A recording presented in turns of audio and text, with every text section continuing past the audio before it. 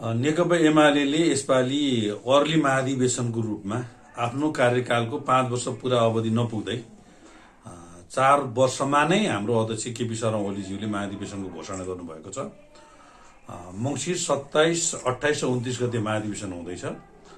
27 गते भक्तपुरको सल्लाहगारी जहाँ नेपाल ट्रस्टको नाउँमा 108 रोपनी जग्गा छ र उपत्यकाभित्रको सबैभन्दा ठूलो चौर भएको हुनाले हामीले त्यो ठाउँलाई छानेका छौँ र 27 गते 11 बजे त्यहाँ भव्य उद्घाटन समारोह हामी गर्दैछौँ। उद्घाटन समारोह र महाधिवेशनका सम्पूर्ण व्यवस्थापकीय कामहरू हामीले सम्पन्न गरिसकेका छौँ। महाधिवेशनका सन्दर्भमा वडा तहमा, पालिका तहमा र जिल्ला तहमा जागरण सभाहरू, भेलाहरू हामीले सम्पन्न गरिसकेका छौँ। युवा संघले देशव्यापी रूपमा प्रदेश तहका युवा जागरण सभाहरू सम्पन्न गरिसकेको छ। त्यसै गरी पार्टीको एउटा स्वयंसेवकीय संगठनको रूपमा नेपाल नेशनल भोलिन्टियर फोर्सको चाहिँ हामीले भव्य समारोहको बीच कार्तिक 5 गते यसको शुभारम्भ गरिसकेका छौँ र यो 13 गते हामीले देशभरिबाट झन्डै 2400 प्रतिनिधिको लगभग छनौट गरिसकेका छौँ। अब 10% 120-22 जनाको मनोनयन, 104-5 जना होला, 104-5 जनाको मनोनयनको प्रक्रिया अब सचिवालय बैठक बसेर टुङ्गिनेछ र हामी सल्लाहगारीको चौरमा 5 लाख जनसमुदायलाई उतारेर भक्तपुरको चाहिँ गट्ठागरदेखि जगातेसम्मको लगभग 8 किलोमिटर रेन्ज र सानो ठिमीदेखि कमल विनायकसम्मको अर्को 8 किलोमिटरको रेन्ज र सल्लाहगारीको 108 रोपनी जमिन चाहिँ लाल झण्डा, रक्तरञ्जित झण्डाले चाहिँ मानव सागर सडकमा उत्तीर्ण गरेर हामीले तयारी गरेका छौँ र त्यो दिन साँच्चीकै हर्ष उल्लासका साथ मान्छेहरूको उपस्थिति हुनेछ र त्यो उद्घाटन समारोहबाट हामीले चाहिँ विशेष गरेर 23 र 24 भाद्र 23 र 24 को जेन्जी आन्दोलन पछाडि ध्वस्त भएको मुलुकको संरचनाहरूलाई निर्माण गर्ने कुरा, अन्तर्राष्ट्रिय शक्तिहरूका चलखेलका आधारमा संसद विघटनदेखि संवैधानिक प्रक्रिया अवरुद्ध गरेकोदेखि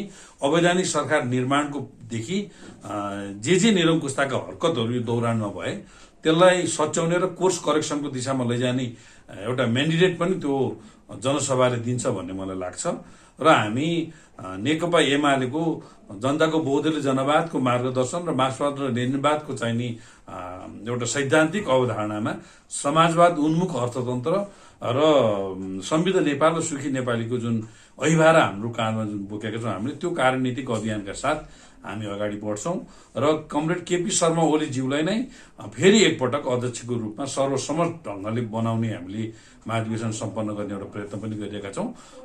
यदि त्यस्तो हुन सकेन भने पनि पार्टीभित्रको लोकतान्त्रिक अभ्यास गर्ने कुरालाई चाहिँ हामी काहीँ पनि संकुचित हुन दिँदैनौँ र अहिले ईश्वर कमरेड लगायतका नेताहरूले आफूलाई दावेदारको रूपमा प्रस्तुत गरिएको सन्दर्भमा उहाँहरूलाई पनि परिआयो भने चुनावी वातावरण निर्माण गरेर अगाडि बढ्ने कुरामा हाम्रो पार्टी एकदम फराकिलो ढङ्गले अगाडि बढ्दैछ।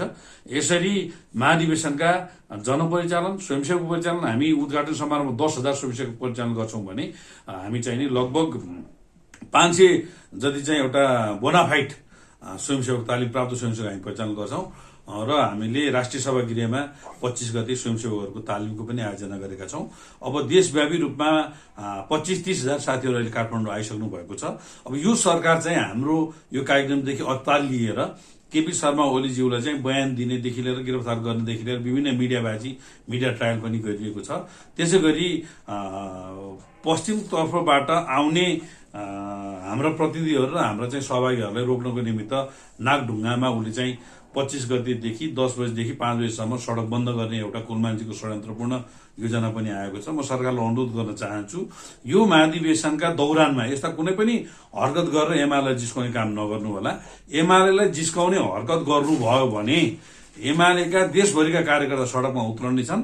जेन्जी आन्दोलनमा तपाईहरूले एयरपोर्ट रोकिएको, सडक अवरोध भएको, विभिन्न सरकारी कार्यालयहरू ठप्प भएका, सरकारी गाडीहरू नचलेका एउटा जुन परिस्थिति तपाईँले देख्नु भएको छ, यो 2.5 महिना 3 महिना नपुग्दै मुलुकलाई त्यही परिस्थितिमा लाने र आम हडतालको एउटा परिस्थितिमा जाने र तपाईँहरू सबैलाई सत्ताच्युत बनाएर सत्ताबाट फाल्नुपर्ने एउटा परिस्थिति सिर्जना नहोस्। त्यही भएर एमाले जतिको एउटा चाहिँ लोकतान्त्रिक, एउटा समाजवादी, एउटा चाहिँ सामाजिक न्यायको पक्षमा काम गर्ने, जनताको हितमा काम गर्ने, विकास र समृद्धिको पक्षमा काम गर्ने पार्टीलाई जिस्काएर यो सरकारले आफ्नो चाहिँ हरकत प्रकट नगरोस् भन्ने पनि शुभकामना दिन चाहन्छु र सम्पूर्ण जनसमुदायलाई चाहिँ यो महाधिवेशनलाई भव्य सभ्य ढङ्गले सम्पन्न गर्नको निमित्त महाधिवेशन सहभागी हुनको लागि पनि म अनुरोध गर्न चाहन्छु।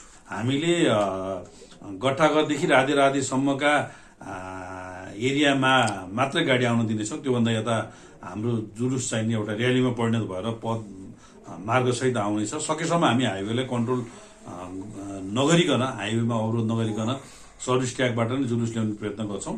ती सम्पूर्ण गाडीहरूलाई चाहिँ पेप्सीकोलादेखि सल्लाहगारीसम्मको 20 मिनटको बाटो, नागरिक उड्डयन प्राधिकरणको त्यहाँ भएको जमिन, टक्सार विभागको जमिन, दिव्येश्वरीदेखि लिएर कमेटासम्मका प्लानिङका भूभागहरू र त्यहाँ रहेका चाहिँ विभिन्न खालका खेल मैदानहरूमा पार्किङको व्यवस्था गर्ने कुरा गरेका छौँ। पूर्वतर्फबाट आउने गाडी हामी जगाते भन्दा यता आउन नदिने प्रयास गरिरहेका छौँ।